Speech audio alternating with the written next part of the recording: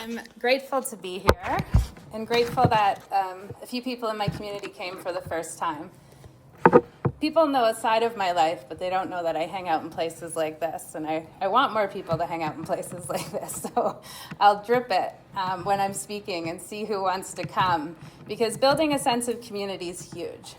So Knowings is the name of the book that I wrote, and I wrote this book to create a nature-based method to help through PTSD and recovery and healing, which were my own journey. And then I ended up teaching to hundreds of other people through retreats and workshops. And tonight I wanted to talk about Knowings, the owl, and spiritualism. So the owl is a metaphor that I use in the book for God or universe or divine source or spirit, whatever people call it. And what I found with people who were in my community, I'm 44 years old, was that a lot of people were raised in a faith or tradition or belief and then went away from it and didn't come back to anything. And I found it tragic when I was counseling people that I couldn't figure out what they wanted to come back to. And that's not for me to decide. They were craving to come back to something, but didn't want it to look or feel like anything that they were raised with. And I could understand that. In some of the traditional churches or traditional structures, they don't work for everybody, myself included. And so the owl is this metaphor for that, and the nest is the place where you can go to connect with that source for yourself. So when I came back to spiritualism, I started about 25 years ago at Gateway with Donna Kiss. And I went through her psychic development classes, and she had said she wanted to teach me, and it was great. And then I had my kids, who are in their late teens now, and they went to a school that was a faith-based school. And people there did not like what I talked about at all. And I've had to keep this secret inside of me for a while and have the connection with the owl and the nest and my knowings in a place where I wasn't going to be condemned or judged or told that I was at risk of having my kids removed from the school, which I was told, because this side of things is just not appropriate. So about 6 weeks ago, I was supposed to do the opening here, and something came over me and I lost my voice. And I called Rowan and I said, I just can't come. I don't know what it is. I went and got tested, and there's nothing that is coming up. And it was shortly after that I got a call from my father, who was in Ottawa, Ontario. And he said, Jill, something's come over. And I got the thing that starts with the C. And this is it. And I didn't know at the time he had liver, pancreas, and lung cancer onset at the same time. He went diagnosis to death in less than 3 weeks. So I just got back from his funeral. And as the lung cancer took over him, and the doctor explained it to me that it was like this web that was just taking over his chest, I was feeling it here. I was feeling the impact of suffering with him here, and it took my voice and my breath away for weeks. And so I got to be with him when he passed. And I got to be with him, and he looked at me and he said, I'm not ready to die. And I thought, how tragic is that? He left the faith that we were raised in. He never came back. He didn't come back to anything. And then he had all these questions, like in the 11th hour. And so all I could do was create this state of the nest there. My job is not to prophesize or proclaim or make anybody believe anything, but I just had to sit and watch. I just had to be that owl and sit and watch. But I kept feeling this knocking inside. And it really got me thinking about some of the history, foundation, and formation of this church and this body. And there were these three sisters. So if you don't know the history, I'm going to plant a little bit of a seed that maybe you'll want to dive into to learn a little bit more, which is how the door has opened and opened and opened and opened for me as I've been back here. And so these three sisters had this experience. I'm going to do this briefly. So when you dive in, you're going to learn a lot more. But they started to hear this rap, this knock. Hi, come on in and sit wherever you'd like. They started to feel this rap, this knock, physically, in the cellar where they were living, which was between the Canadian and American border. And they crossed back and forth in their life. But this knocking was this opening to the beginning of spiritualism and the fact that spirit can communicate with us in different ways. And it really got me thinking through this journey, now that I've lost my dad, of this knocking and what is this opening the door for within me and those around me. My brother still has no connection to faith whatsoever, so this period was very hard for him because it onset fast, like wildfire. And he'd never sat with anybody for their last breath, where I have. I've been ordained in the traditional church. I do end-of-life care and have sat with people. I've been sober 20 years. Unfortunately, I've seen more overdoses than I'd like to share with you, and that people have lost their life as I've worked in treatment centers or done street work. And when you see somebody take their last breath, you really know that connection to the soul leaves. It goes, but it's not gone.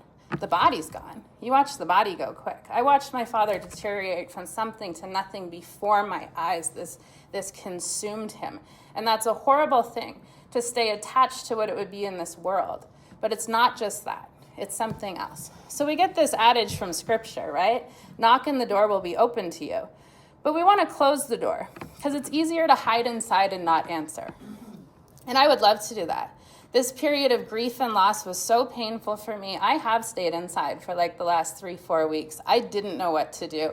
I couldn't talk about this without crying. The pain and the wanting to save and fix things that I couldn't save or fix washed over me. And it was an acceptance I needed to have. And thank goodness I have a 12-step recovery program that taught me through acceptance and letting go is the only way to move through.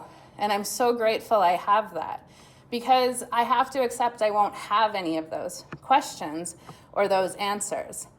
And so we have the choice, we always have the choice, to isolate, hide, and change the narrative to serve ourselves, or to do something else with it.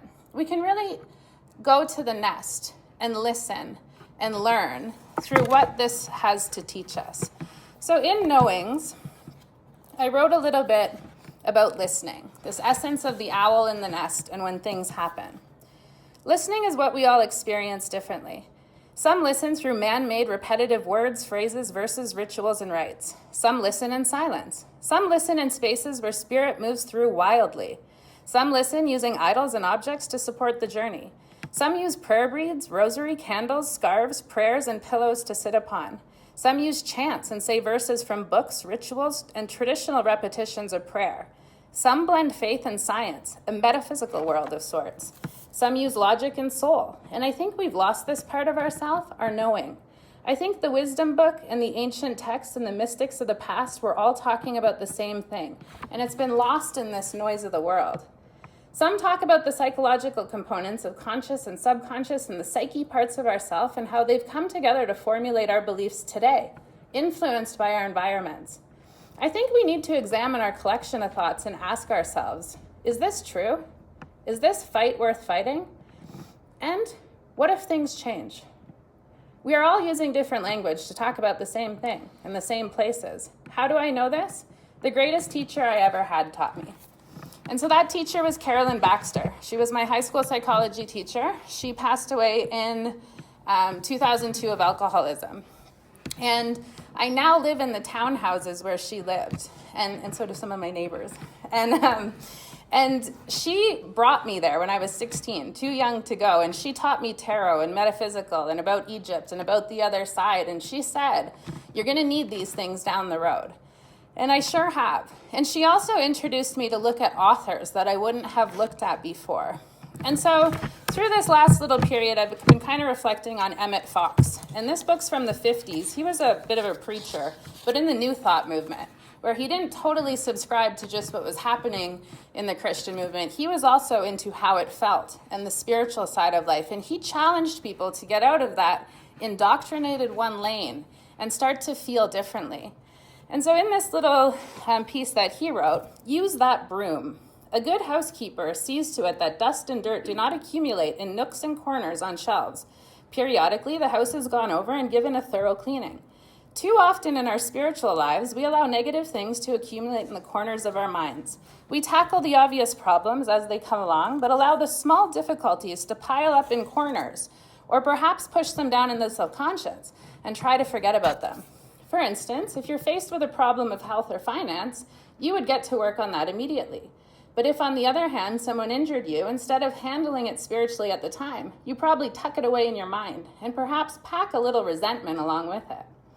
And so many problems of a like nature, such as envy, jealousy, false pride, and various faults of character, these should be dealt with as they rise. But in any case, if you've allowed them to accumulate, now is the accepted time to sweep them out of the corners where they've piled up. If someone's injured you, forgive them now. Be done with it. Or if you've injured someone else, ask for forgiveness and claim a blessing on the other person as well as yourself. Take care of the other difficulties in a like manner. Be a good housekeeper. Do not sweep these negative things under the carpet, for they will only be there to plague you later on. Clean out every nook and corner, and God will make you worthy of a greater accomplishment in the future, because your house will be founded on the rock of truth and nothing else. So this idea of a spiritual sweep, how often do we do that? Do we take this audit of ourselves and go, what needs to go? What resentment, envy, jealousy, what am I carrying that's not mine that maybe I need to talk about it with, right? We've got people with their cards at the back through this community that you can talk about this stuff with. You can go with the Asha healing and go into a group and really work on it with yourself, for yourself, and others. So we have this opportunity to let truths change and do a little bit more. And then Florence Scovel Shinn, another New Thought Christian speaker with a deep metaphysical connection, in the magic path of intuition, she was a seer. What you see with your inner eye, you meet sooner or later with the external. Awaken, you that sleep. All that you desire or require is already on your pathway, but you must be wide awake to your good and bring it into manifestation. Affirm, the power within sweeps out of my mind, body, and affairs everything not divinely planned, and puts my house in order now and forevermore. So they're all talking about the same thing through different traditions, as we do here. And as I've had this period of time to go through grief and loss and disbelief and shock, I can keep those in the corner of my house, or I can choose to sweep them. I can choose to let this go and not carry this on, because my knowing is I need to clean up inside to get outside a little bit more. Spiritualism really speaks to me through nature and through the outside. And I really feel some of these pieces by going outside and reflecting on what needs to go. I need to go without any electronics. I need to go without any intention. And I need to allow in what needs to come in as I have this practice of letting out. And so tonight I want to reflect on how this idea connects with the 7 principles. The knocking is from the divine source, recognized as God. We don't have to fear it. There's unity to all life. It's communication and guidance, or a nudge, to heal from the spirit world. It shows us continuous existence of the soul.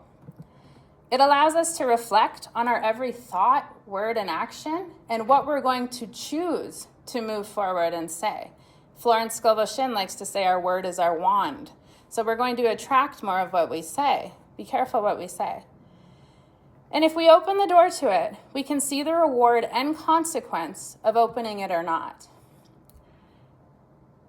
That's our spiritual cleaning, the choice to open the door or not. And this is part of our growth, our external progress for every soul. And so I'd like to just take a couple of moments now and ask you to close your eyes. And as I say, in this reflection, what needs to be cleaned up or swept away in your life? What areas of your physical home require some of your attention to clear some space? What areas in your physical body need some attention, presence, or cleaning up? And what area of your spiritual life are you ready to open the door to allow in more of the feelings you've never felt before, and let go what is creating hoarding and too much and clutter? reflect on one image of your body, mind, soul, or physical space, and affirm to yourself that you're going to spend some time willing to start to clean it up.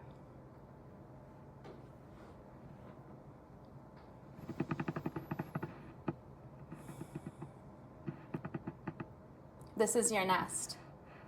This is how you connect with whatever it is for you, the owl.